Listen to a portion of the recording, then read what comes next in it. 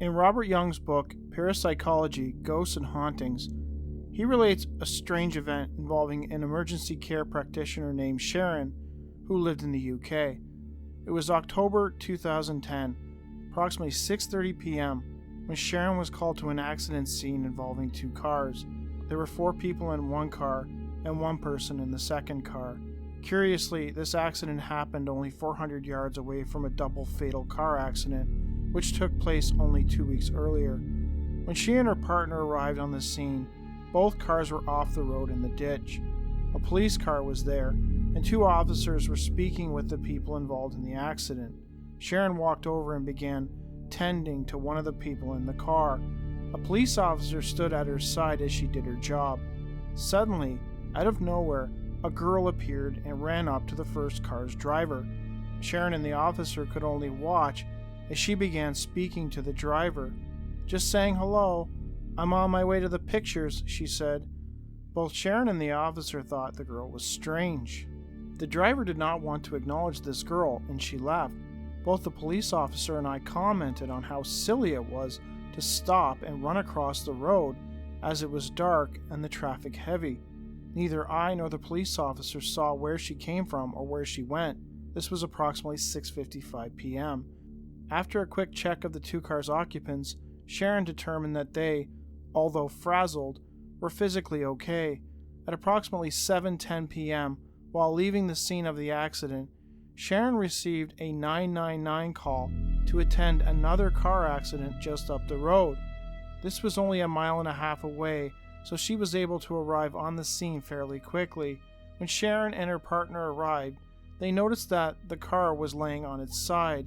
The female driver of the car was seated inside the passenger seat of a car that had stopped to help. As Sharon approached, she immediately realized that this was the weird girl from the accident 15 minutes earlier. "You never made it to the pictures then," Sharon said to her. The girl peered up at Sharon with a puzzled look on her face. "How'd you know I was going to the pictures?" she asked Sharon.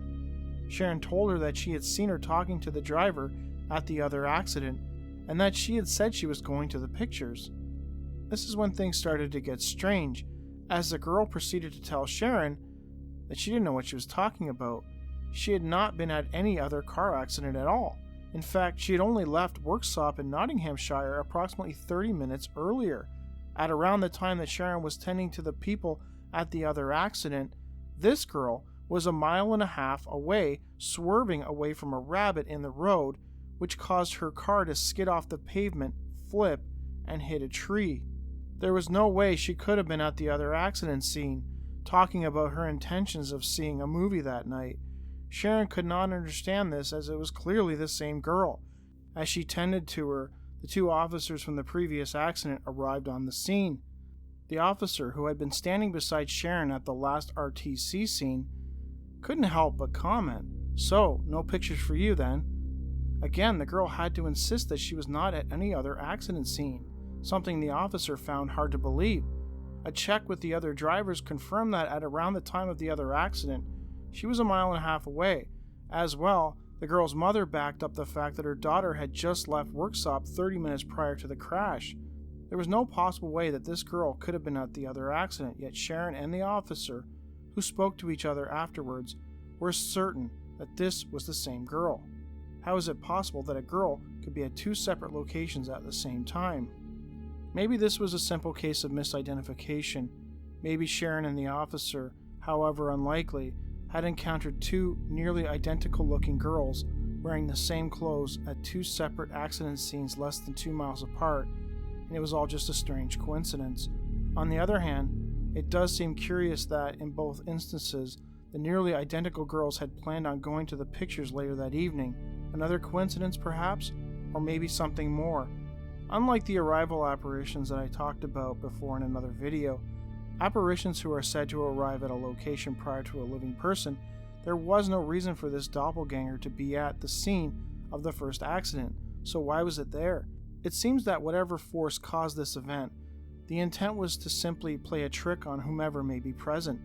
In the book, The Trickster and the Paranormal, author George P. Hansen discusses similar cases throughout history where the intent of the phenomenon was to make people second guess themselves or cause mayhem in the face of confusion. Is this case an example of a trickster? A Catholic shrine called Holy Hill, located in Washington County, is most famous for being the site of the infamous werewolf encounter involving a contractor for the state DNR. The incident, which happened in 2006, involved a strange bipedal werewolf-looking creature stealing a deer carcass out of the back of a parked vehicle belonging to the contractor. This incident was even recreated for an episode of Monsters and Mysteries, which aired on January 5, 2014. Holy Hill is also famous for another bizarre encounter, this one involving a Bigfoot and a dead dog. Linda Godfrey referenced it in her 2011 book, Monsters in Wisconsin, Mysterious Creatures in the Badger State, and in her 2014 follow-up book, American Monsters, A History of Monster Lore, Legends, and Sightings in America. In the late 1980s, between 11 a.m. and noon, a then 30-something-year-old plumber named Ross Tams and his girlfriend Beth were driving the winding scenic roads back to Beth's parents' home. It was a bright, warm, sunny spring day, Ross recalled. As they headed down a country road, they looked towards a farmhouse set into an evergreen-covered hillside, and that's when they noticed what looked like a brown clump at the end of the driveway to that house. It was at the very end of the driveway, where the driveway meets the road. Ross decided to slow down, get a better look. The closer we got, the slower I drove.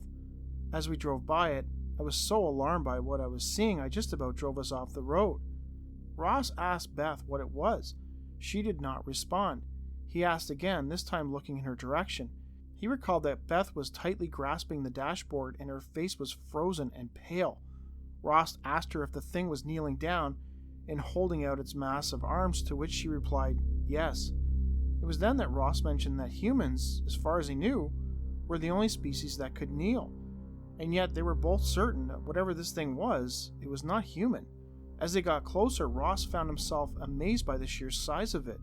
It was huge, he told Godfrey, adding that it had humanistic qualities, broad shoulders and a barely visible neck. It was uniformly covered in reddish-brown hair that was about 3 to 4 inches in length all over its body. The face was black, almost mask-like, and looked something like that of a great ape. As they drove past it, Ross found himself staring directly into its eyes. They were black but very human-like, he told Godfrey. He could see the whites around the pupils as it tracked their vehicle. It was holding something in its hands, a black and white dog that appeared to be dead. With the creature now in their rear view, they both noticed a horrible stench. It was overwhelming to the point that Ross and Beth both felt as though they were going to be sick. The stench aside, Beth was intrigued by the creature and desperately tried to get Ross to turn the car around and go back, but Ross resisted. In the years since the event, Ross has never been able to forget the sighting. Godfrey herself wanted to know more about the dog. The creature had held the dog with its arms outstretched and palms skyward in its kneeling position, Ross told Godfrey. The image was etched into his memory. Ross assumed that it was a farm dog that had been stolen from the nearby property, and that the creature was surprised, like it had just been caught with its hands in the cookie jar. Ross believed that it had intended on eating the animal. Beth had a completely different take on the situation. To her, the creature looked sad. When Ross mentioned that he thought the creature probably intended on eating the dog, he recalled that Beth got visibly angry at the comment. To her, it looked as though the creature had just lost its best friend. In a follow-up interview years later, Tams confided in Godfrey something that he remembered vividly about that day, a certain detail that was not revealed in Godfrey's first book, but was revealed in her follow-up book, American Monsters. It gave me a look. This sounds crazy, but I felt like it was trying to get into my mind. I looked away. It's interesting that Ross did not want to disclose this detail in his first telling to Godfrey, or if he had, why Godfrey chose not to include it in her book. Was this mental message sent by the creature received by Beth instead? Is this why she was able to determine that the creature was in mourning? For her part, Godfrey acknowledged that the idea of a Bigfoot mourning the loss of a potential pet, in this case a dog, was new to her. While it's not unusual for people to report seeing Bigfoot and also wolfmen holding or running off with roadkill, deer haunches, and even live cats or chickens, the sight of a sad-faced Sasquatch holding a small dead dog not like prey, but in a beseeching manner, is very unusual. It's impossible to know whether the creature considered the dog a playmate or dinner, but it's a memorable image